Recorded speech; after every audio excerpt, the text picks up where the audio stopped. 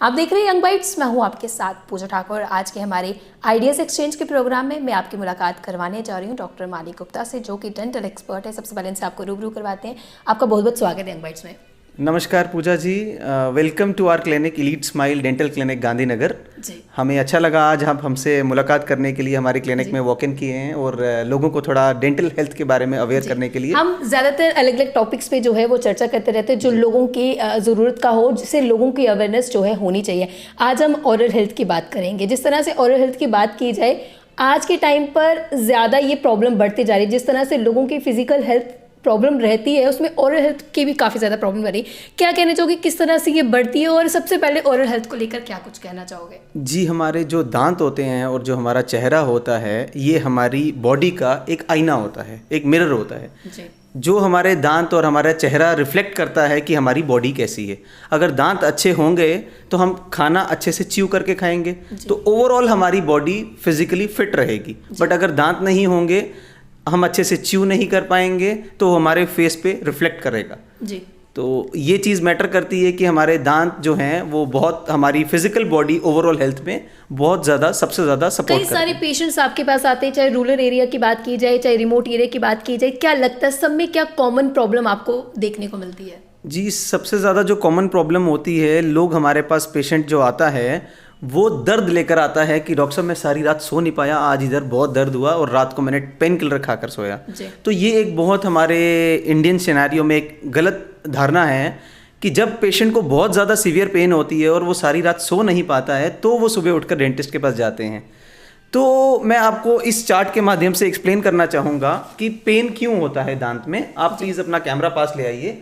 देखिए, ये दांत की होती हैं 3 लेयर्स। एक होती है इनामल, जो सबसे ऊपर वाली लेयर होती है, फिर होती है डेंटिन और फिर होती है पल्प।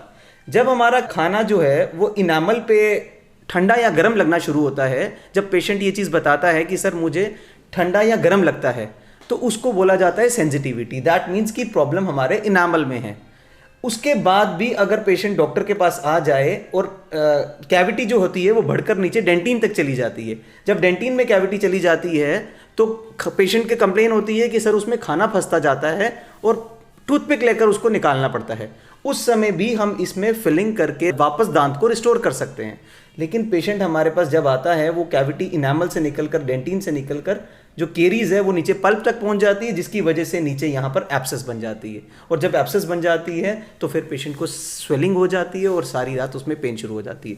उस समय उस दांत का हमें रूट कैनाल ट्रीटमेंट करना पड़ जाता है, जो दांत एक नॉर्मल फिलिंग करके हार्डली 5 to 10 मिनट्स में बिल्कुल ठीक हो सकता था। क्या लगता है जो भी पेशेंट्स आते हैं, क्या एकदम से उन्हें ये पेन शुरू हो जाती है या इसका भी कोई प्रोसेस रहता है? क्योंकि शुरू के जो सिम्टम्स होते हैं, जिस तरह से आपने बोला कि शुरुआत जो है वो केयर हम कर सकते हैं, जब वो बिल्कुल ही जब ज्यादा प्रॉब्लम क्रिएट होती है उसके बाद वो आते हैं, क्या उससे पहले उनमें कोई सिम्टम्स रहते हैं, उनमें पेन रहती है या क्या? पूजा जी, ये जो चीज़ है it take years to develop. आप पेशेंट से पूछेंगे ना, जब पेशेंट दर्द लेकर आते हैं, सर ये तो हाँ 5 साल पहले होता था, कभी 2-4 साल पहले होता था, खाना फंसता था। बट हम उसको इतने साल इग्नोर करते हैं। जिस दिन आपको टूथपिक लेकर दांत को कुछ निकालना पड़े, आपको उस दिन डॉक्टर के पास जाना है कि कल रात को मेरे को टूथपिक से निकालना पड़ा। दैट मीन्स कि वहाँ पे कैविटी है। बट हम लोग उसको टूथपिक से साफ करते हैं, घर पे ही अपना देसी नुस्खा लौंग रख लेते हैं या सेंसोडाइन लगा लेते हैं और बोलते हैं कि ठीक हो गए। और फिर जब वो पेन बहुत ज़्यादा बढ़ जाता है तब डॉक्टर के पास जाते हैं। आज के टाइम में जिस तरह से हम सोशली काफ़ी ज़्यादा कनेक्ट हो गए हैं मीडिया के साथ, और अगर बात की जाए यूट्यूब की, तो लोगों को अगर कभी कभार कोई प्रॉब्लम रहती है तो आजकल यूट्यूब का काफ़ी ज़्यादा ट्रेंड है। कोई भी प्रॉब्लम होती है, अपनी प्रॉब्लम को वहाँ पर सर्च कर लेते हैं, एक तरफ का यूट्यूब डॉक्टर जो है वो बना लेते हैं। तो क्या कहना चाहोगे, जो वहाँ पे रेकमेंड किया जाता है वो कितना ज़्यादा हार्मफुल या कितना ज़्यादा बेनिफिशियल रहता है? जी, मैं उस पर आपको कमेंट नहीं कर पाऊंगा, बिकॉज कुछ साइट्स पे ये सही बताते हैं, कुछ पे गलत बताते हैं। आप अपनी नॉलेज के लिए ज़रूर यूट्यूब खोलिए, ज़रूर गूगल करिए, बट उसकी सलाह, उसका मशवरा डॉक्टर के पास जाके करिए कि डॉक्टर मैंने गूगल पे ऐसा देखा है, आप क्या सजेस्ट करते हैं, मुझे क्या करना चाहिए। एक्सपेरिमेंट नहीं करना चाहिए। खुद पे एक्सपेरिमेंट यूट्यूब देखकर नहीं करना चाहिए, आपको डॉक्टर की सलाह लेनी चाहिए। कई सारे ऐसे भी लोग होते हैं जो ब्रश तो करते हैं लेकिन फिर भी उनको जो ओरल हेल्थ की प्रॉब्लम रहती है और डेंटल की प्रॉब्लम उन्हें रहती है। क्या कहना चाहोगे ब्रशिंग सेंस को लेकर? आज हम आपको बताएंगे कि ब्रशिंग सेंस किस तरह से होनी चाहिए और किस तरह से ब्रशिंग जो हमें करनी चाहिए ताकि जो हमारी जो दांतों की प्रॉब्लम है वो ठीक हो सके। तो मैं आपको एक मॉडल के जरिए आपको ब्रश करने का सही तरीका बताऊंगा कि आपको ब्रश कैसे करना होता है। अमूमन देखा गया है कि लोग इस तरीके से अपना ब्रश करते हैं, जिसकी वजह से यहाँ पर हमारे जो कैविटीज़ हो जाती हैं, जिसको बोलते हैं सर्वाइकल एब्रेजन्स। जब हम इस तरीके से ब्रश करेंगे तो ब्रश हमारा एक ब्रशिंग करने की बजाय आरी का काम करता है, जिससे वो काटना शुरू कर देते हैं। हमें सही तरीका क्या होगा, हमें अपने ब्रश को 45 डिग्री एंगल पे ब्रिसल्स को एंगेज करना है और दांतों और मसूड़ों के बीच में एंगेज करने के बाद उसको हल्की सी स्ट्रोक से ब्रश करते हुए ऐसे ब्रश करना है। This is brushing. इस तरीके से हमें इसको ब्रश करना है। एट अ टाइम यहाँ पर 3 to 4 strokes then down, at a time यहाँ पे 3 to 4 स्ट्रोक्स देन डाउन। इस तरीके से हमें नीचे के दांतों को ऊपर की तरफ और ऊपर के दांतों को नीचे की तरफ, और जो ओक्लूजल सरफेस होती है उस पे हम इस तरीके से कर सकते हैं। अंदर से हमें इस तरीके से बाहर की तरफ निकालना है।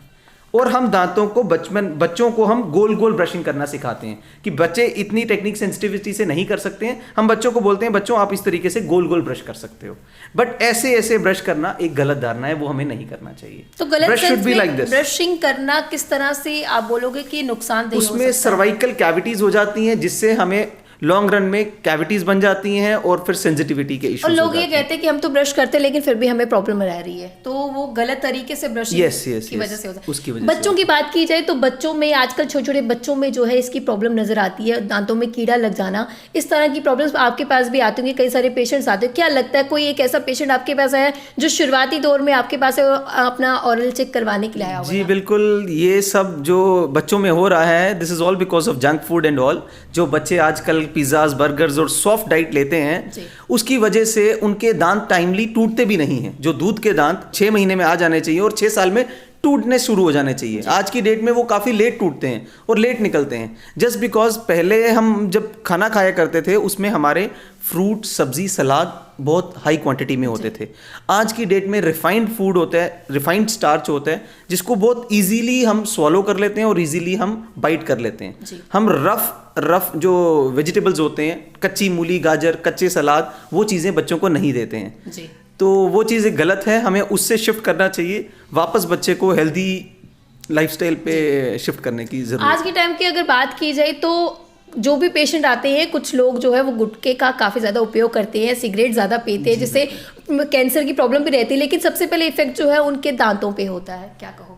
जी बिल्कुल, हम यही बताना चाहेंगे कि ये जो सिगरेट, तंबाकू होता है ओरल कैविटी में कम नुकसान करता है, बट हमारे जो फेफड़े होते हैं उसमें बहुत ज़्यादा नुकसान करता है।